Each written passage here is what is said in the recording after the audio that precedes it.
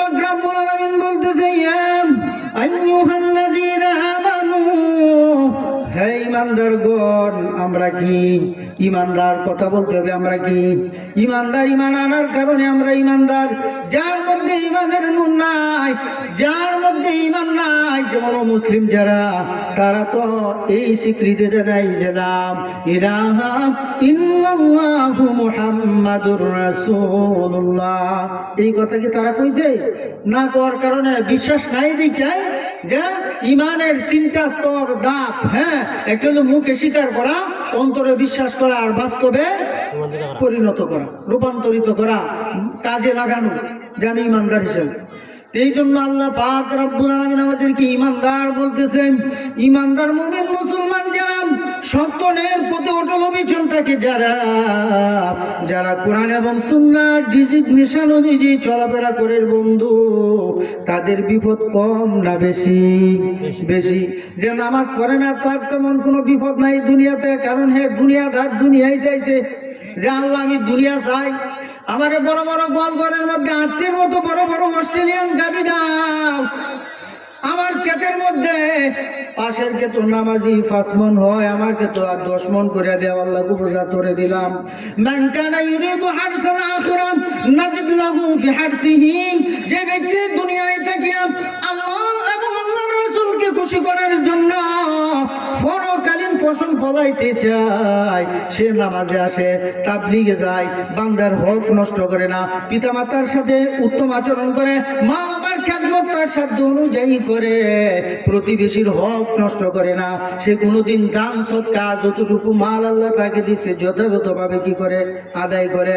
ওয়াহুম হাক্কুস সাইলিনা ওয়াল মাহরুম, ধনীর সম্পদের মধ্যে গরিবের অধিকার, আর এই গরিবের অধিকার থেকে তোমরা তাকে বঞ্চিত করিও না। যেমন বাবার সম্পদের মধ্যে যেমন সন্তানের অধিকার আছে না নাই? বাবা মারা গেলেন, ওই বাবা যদি জীবিত থাকাকালীন সময় লেখা নাও দেওয়া যায়, তারপরেও কিন্তু মেয়ে এবং ছেলে ওয়ারিশান সূত্রে ভাগ পায় কি পায় না?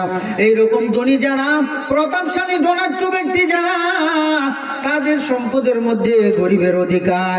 কিন্তু আমি 5 টাকা 10 টাকা ফেতরা এবং যাকাত দিয়া মনে করলাম যে তার উপর দয়া করছি, হে আমার কাছে মাথা নত করবে না, বরং তার পাওনা আমি তার কাছে পৌঁছে দিয়েছি।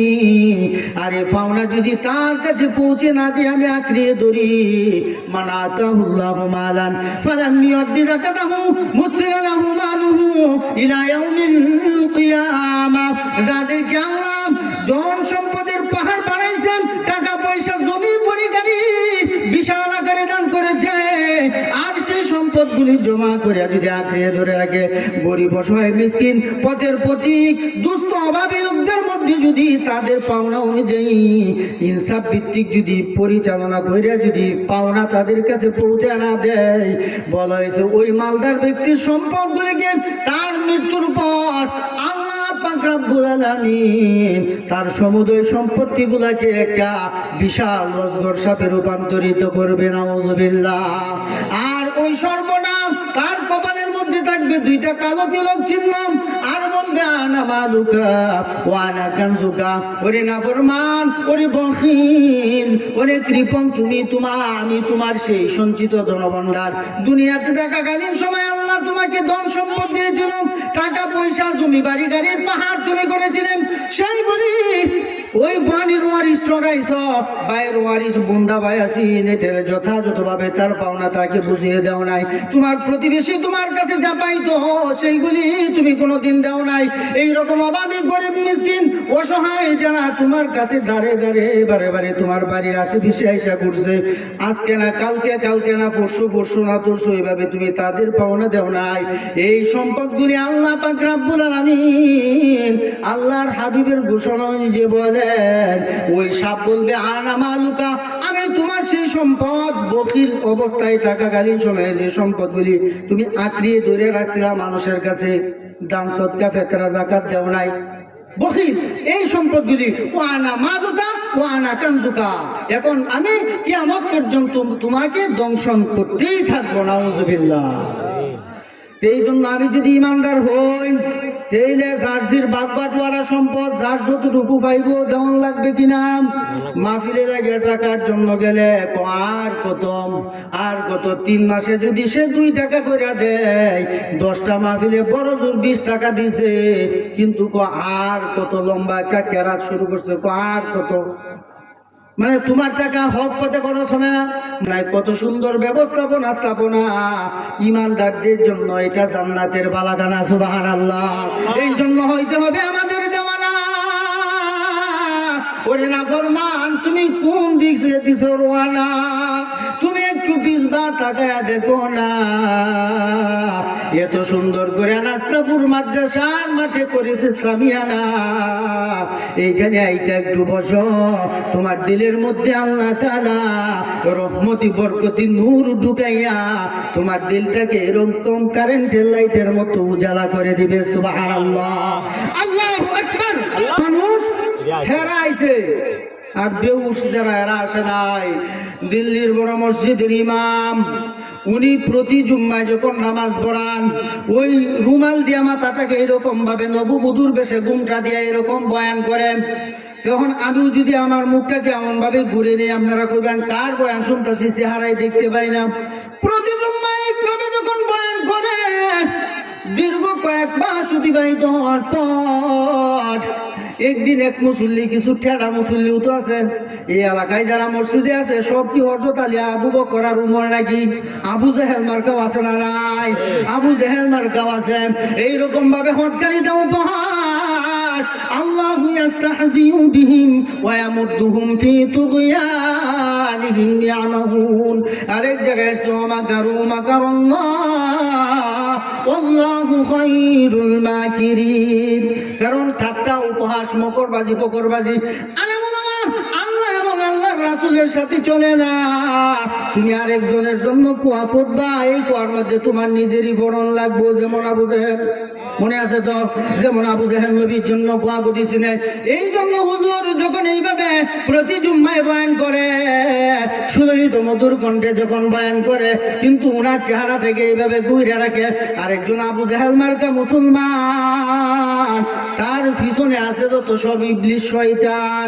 এটা কইতাছে গো হুজুর, একটা কথা কইতাম, বয়ানের মাঝখানে বললে বয়ানের কিন্তু বিঘ্নতা ঘটে, ধারাবাহিকতা কি হয়ে যায়, নষ্ট হয়ে যায়। এই জন্য কথা বলতে নাই। কো হুজুর একটা কথা বলতাম। বলো। হুজুর একটা কথা জানতে চাই, আমরা এই দিল্লির ভারতের বিভিন্ন জায়গা থেকে মানুষগুলি আপনার প্রেমে পড়ে আপনার ওয়াজ নসিহত শোনার জন্য, এই বড় মসজিদ জামে মসজিদে নামাজ আদায় করার জন্য আল্লাহ তাআলার কুদরতি পায়, এগুলো আমি চরম নিদর্শন দেখানোর জন্য অনেক এলাকা থেকে আসি, কিন্তু আইসা শুধু জবানের আওয়াজ পায়, কিন্তু আপনার চেহারাটা দেখতে পারি না। কারণটা কি? হুজুর কইতেছে ঠিক আছে, হুজুর কোনো কথা বলে নাই। যথারীতি আলোচনা করার পর নামাজ পড়ে উনি চলে গেছে। আগামী জুম্মায় উনি আসছে, বয়ানের মাঝখানে আবার বলতেছে, বাবা গত জুম্মায় যে লোকটা আমাকে জিজ্ঞাসা করেছিল যে আমার চেহারা কেনে দেখতে পাও না, হাজারো শ্রোতা মানুষ, তোমরা মুসল্লি, তোমরা আমার চেহারা কেন দেখতে পাও না? কারণ হাদিসের মধ্যে আসছে, একজন হক্কানি আলেমের চেহারা সাধারণ মানুষ যখন দেখে, ওই চেহারা দেখার কারণে আল্লাহ তার সগীরা গুনাহগুলি মাফ করে দেয়। সুবহানাল্লাহ। আজ যে ব্যক্তি একজন হক উলামায়ে কেরামের সাথে সাক্ষাৎ করলাম, নবীজি বলেন সেজন্য আমি নবীর সাথে সাক্ষাৎ করলো। সুবহানাল্লাহ। যে ব্যক্তি আমি একজন হক্কানি আলেমকে মহব্বত করলো, আমি নবী ঘোষণা দিলাম সেই জন্য আমাকেই মহব্বত করলো। সুবহানাল্লাহ। আর আমার মহব্বতের প্রতিদান স্বরূপ আমি নবীজির ঘোষণা, ওই ব্যক্তি জান্নাতে আমার সাথে থাকবে। সুবহানাল্লাহ। এই জন্য হুজুর আমরা আমাদের চেহারা দেখবো, যে এলাকাতে একজন হক্কানি আলেম যায়, ওই এলাকার 40 দিনের জন্য কবরের আযাব মাফ। সুবহানাল্লাহ। আপনাদের জবান থেকে এমন বরকতপূর্ণ ফজিলতপূর্ণ কথা আমরা শুনতে পাই, কিন্তু ভাগ্যের কি পরিহাস, ভাগ্যের কি নিয়তি জানতে চাই গো, আপনার চেহারাটা কেন এইভাবে ডাইকা রাখেন? পরের জুম্মায় হুজুর ডাক দিলেন, গত জুম্মাবার বাবা কে জানে আমার চেহারা দেখার জন্য আপত্তি করেছিলা। হাজারো হাজারো মানুষ তোমরা মসজিদে জুম্মা পড়তে আসো, কোন কারণে আমি তোমাদেরকে চেহারা দেখাই না? তুমি আমার কাছে আসো, তোমাকে আমার চেহারা দেখাবো। এই কথা বলার পর ওই ব্যক্তি যিনি গত জুম্মায় প্রশ্ন করেছিলেন, উনি সুজা হুজুরের কাছে, মেহরাবের কাছে, মিম্বরের কাছে আসলেন। আসার পর হুজুরের রুমালটা উনার মাথায় দিলেন, দিয়া বললেন যে এখন তাকায়া দেখো। ওই আল্লাহু আকবার, এই দিল্লির জামে মসজিদের বড় ইমাম সাহেবের রুমালটা যখন ওই ব্যক্তি, প্রশ্নকারী ব্যক্তির মাথায় যখন দিল, দেওয়ার সাথে উনি ওই দিকে, পূর্ব দিকে তাকাইয়া দেখে যে এই এত বড় হাজারো হাজারো মানুষ, এত বড় মসজিদের মধ্যে মানুষ বলতে তেমন কিছু বোঝা যায় না। শিয়াল, কুকুর, বান্দর, গরু, ছাগল, হনুমান, মাঝে মাঝে দুই একটা মানুষ দেখা যায়। এই অবস্থায় উনার মাথায় রুমাল দেওয়ার পর চিৎকার মানে জমিনে বেহুশ হয়ে গেছে। আল্লাহু আকবার। উনার জ্ঞান কিছুক্ষণ পর ফিরছেন। ও বাবা, কি হয়েছে? হুজুর, আমাকে ক্ষমা করে দেন। আমি তো আমার জায়গা থেকে আমি ভাবছিলাম যে আমরা হাজারো হাজারো মানুষ আপনার বয়ান শুনতে আসি, আপনার পিছনে একটা করে আমরা নামাজ পড়তে আসি আমাদের জীবনের গুনাহগুলি মাপ নেওয়ার জন্য।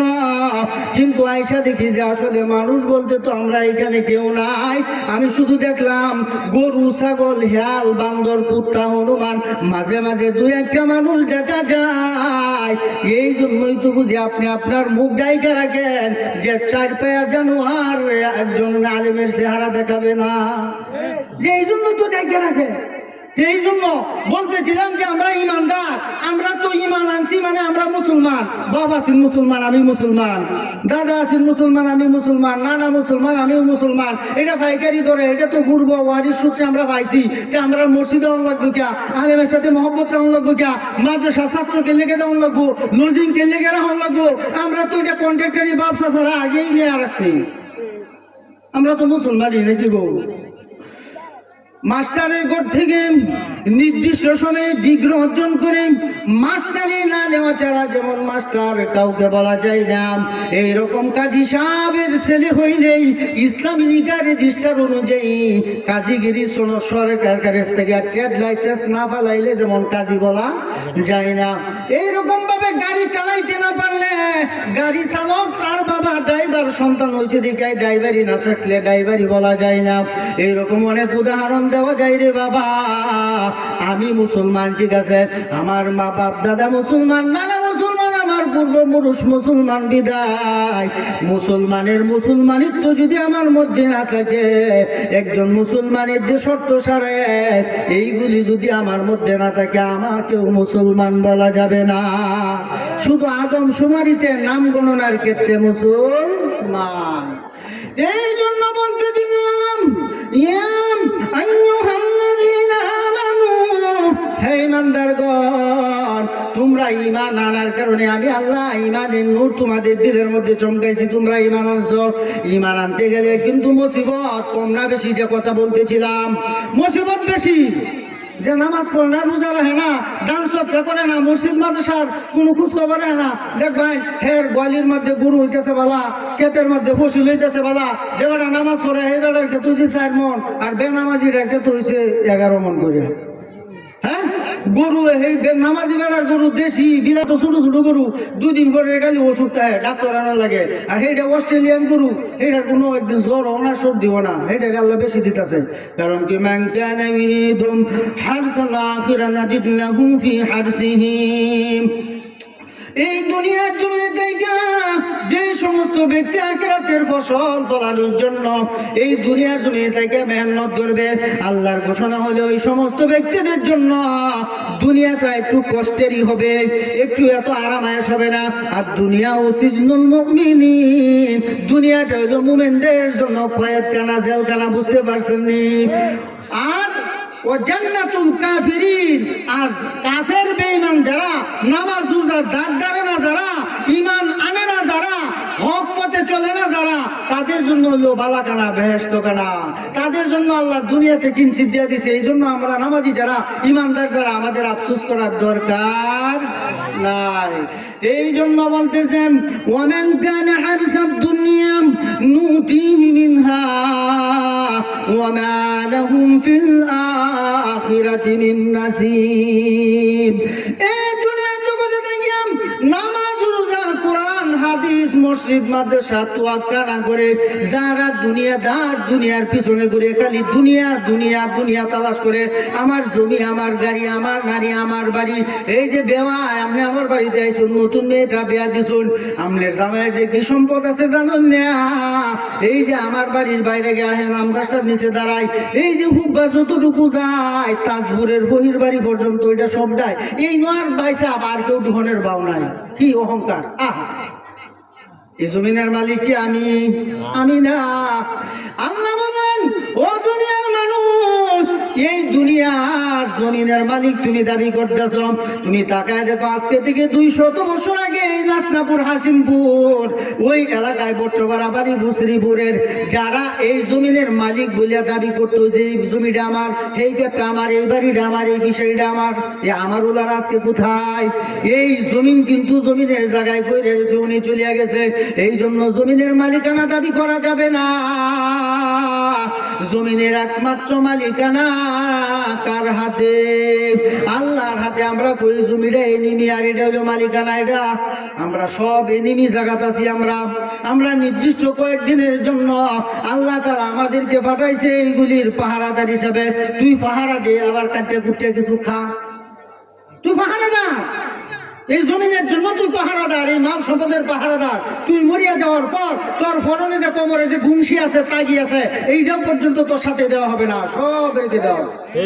তুমি বাইরে থেকে বিদেশ থেকে কামাই রুজি করার পর কোরিয়ান দামি কম্বল এনেছ, তুর্কি কম্বল কিনেছ, চাইনা কম্বল কিনেছ, মালয়েশিয়ান কম্বল কিনেছ, যত কিছুই দামি কম্বল, মকমলের গালিজা, তোমার ঘরের মধ্যে মোজাইক পাথর দিয়া টাইলস লাগায়া কার্পেট বিছাইছ। তুমি মরিয়া যখন যাইবা, ওই দামি কম্বল যদি তোমার একটা শরীরে থাকে, তাড়াতাড়ি একবারে নষ্ট চাদর যেটা অথবা সিরা কেতা, এটা তোমার শরীরে দিয়া উন্নত দামের তোমার কামাই করা সম্পদের টাকায় কিন্তু কম্বল, তারপরেও 1 সেকেন্ডও তোমার উপরে রাখবে না। কারণটা হলো উনি মারা গেছে, দামি কম্বলটা নষ্ট করে লাভ নাই। কারণ আপনি যে লুঙ্গিটা পরে মারা যাবেন, আপনার পরনে যে গেঞ্জিটা থাকবো, আপনার পরনে যে শার্ট বা পাঞ্জাবিটা থাকবো, দেখবেন আপনি মারা যাওয়ার পর আপনার সন্তান আপনার জন্য আবেগ আপ্লুত হইয়া কিছু সময় কানবে আর বলবে আমার আব্বা চলিয়া গেছে, আমার আব্বা চলিয়া গেছে। প্রত্যেকের স্বার্থের জন্য কান্দে। সন্তান কান্দে আমার আব্বা আমার জন্য আরামায়েশের খানার ব্যবস্থা করতো, আমার জন্য দামি দামি কাপড় আনতো। বিবি কান্দে আমার স্বামী আমার জন্য কত কিছুই করতো। আজকে স্বামী চলিয়া গেছে, আপনার জন্য কাঁদবে না কেউ, প্রত্যেকের স্বার্থের জন্য কাঁদবে। এই জন্য আপনি শূন্য হাতে খালি হাতে যাবেন, কি লইয়া যাবেন, কি চিন্তা করছেন? কত আশা ভরসা নিয়ে আমরা বৈশা রয়েছি, কার ভরসায় আজরে মন, কিসের করো আশা?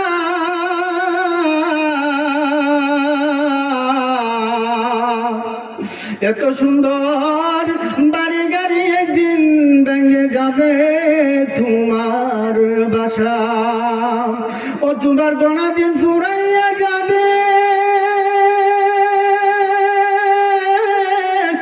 যৌবনে লাগবে বাটি, ওই যে দেখো ডাকিতেছে তোমায় কবরের মাটি, ওই যে দেখো ডাকিতেছে তোমায় কবরের মাটি। প্রতিদিন কিন্তু আপনি আমাকে কবরে ডাকতেছে কি ডাকতেছে না?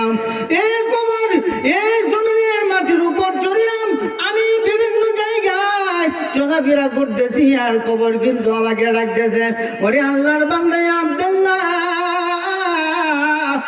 আমার পিঠের উপর সওয়ার হইয়া তুমি যাতা ইচ্ছা সাতায় যাইতেছো, যা ইচ্ছা তাই যাইতেছো, সময় মতো আল্লাহর হুকুম নবীর তরিকা অনুযায়ী জিন্দেগি পরিচালনা করা নাই। তুমি আমার পিঠের উপর সওয়ার হয়ে চলাফেরা করতেছো রে বান্দা, জানিয়া রাখবা আমি এই কবরের পেটে আসতে হবে, তুই তৈয়ার হয়ে আসিস। আমি অন্ধকার ঘর, আমি একাকিত্বের ঘর, আমি পোকামাকড়ের ঘর, সঙ্গী দিয়ে আসিস, আমল দিয়ে আসিস, আলুর ব্যবস্থা করে নিয়ে আসিস। 5 ওয়াক্ত নামাজ হলো বান্দার জন্য।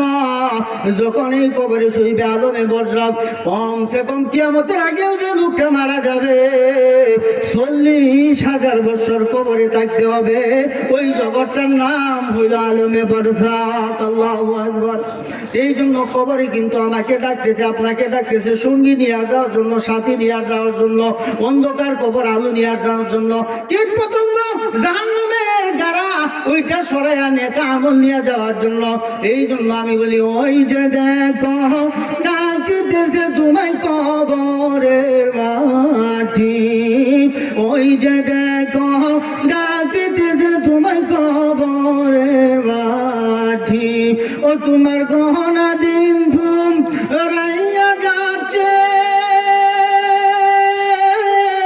তোমার গহনা দিন ঘুম রাইয়া যাবে, যৌবনে লাগবে মাটি। ওই যে দেখো ডাকতেছে তোমায় কবরের মাটি, ওই যে দেখো ডাকতেছে তোমায় কবরের মাটি। সন্ধ্যার আগে যেদিন ডুবিবে বেলা, সন্ধ্যার আগে মানে যেদিন আমি মারা যাব, যদি দিনে মারা যায়, আমার জন্য পশ্চিম গগনে সূর্য অস্ত যাবে আগামীকাল, আমার জন্য সূর্য উদয় হবে কি হবে না? আমার জন্য এই যে অস্ত গেছে শেষ। আমি যদি রাত্রে মারা যাই, আজকের এই রাত যদি আমাদের কারো শেষ জীবনে রাত্রি হয়ে থাকে, আগামী সকালবেলা পূর্ব গগনে শুভে সাদেকের পরে সূর্য উঠবে নাকি উঠবে না? এই জন্য সন্ধ্যার আগে যেদিন ডুবিবে বেলা, এক ফলকে ভেঙে যাবে তোমার রঙের মেলা। এই দুনিয়াটা হলো রঙের মেলা, রং তামাশার মেলা। এক ফলকে ভেঙে যাবে তোমার রঙের মেলা। ও তুমি কারে দিবাম জোরে ধমক, কারে দেব তুমি জোরে ধমক, কার মাথায় বাঙ্গো লাঠি। ওই যে দেখো ডাকতেছে তোমায় কবরের মাটি, ওই যে দেখো ডাকতেছে তোমায় কবরের মাটি। ও তোমার গহনা দিন ফুম রাহিয়া যাবে, তোমার হিসাবের দিন ফুরাইয়া যাচ্ছে, যৌবনে লেগেছে বাটি। ওই যে দেখো ডাকতেছে তোমায় কবরের মাটি। খবর পেয়ে আসবে আত্মীয় স্বজন, আপনি আমি মারা গেলে খবর শুনে আত্মীয় স্বজন আসবে কি আসবে না? খবর শুনি আসবে আত্মীয় স্বজন। আমারই চাহার পাশে বৈশা তারা করিবে কান্দন, আমারই চাহার পাশে বৈশা তারা করিবে কান্দন। ও তোমায় সাজাইবে মনের মতন, তোমায় সাজাইবে জীবনের মতন, কি সুন্দর পরিপাটি। ওই যে দেখো ডাকিতেছে তোমায় কবরের মাটি, ওই যে দেখো ডাকিতেছে তোমায় কবরের মাটি। ও তোমার গহনা দিন ফুরাইয়া যাচ্ছে, তোমার গহনা দিন ফুরাইয়া যাচ্ছে,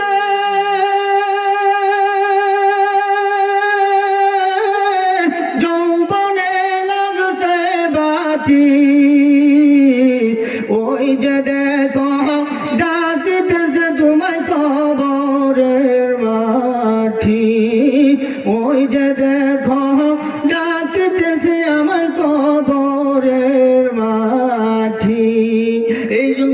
কবরে যে আমি যাইব, আমি মালাকুল মউত আজরাইলের মাধ্যমে দুনিয়ার জিন্দেগির যখন সমাপ্তি ঘটবে, কার কখন মরণ আসে আমরা কারো জানা আসেনি।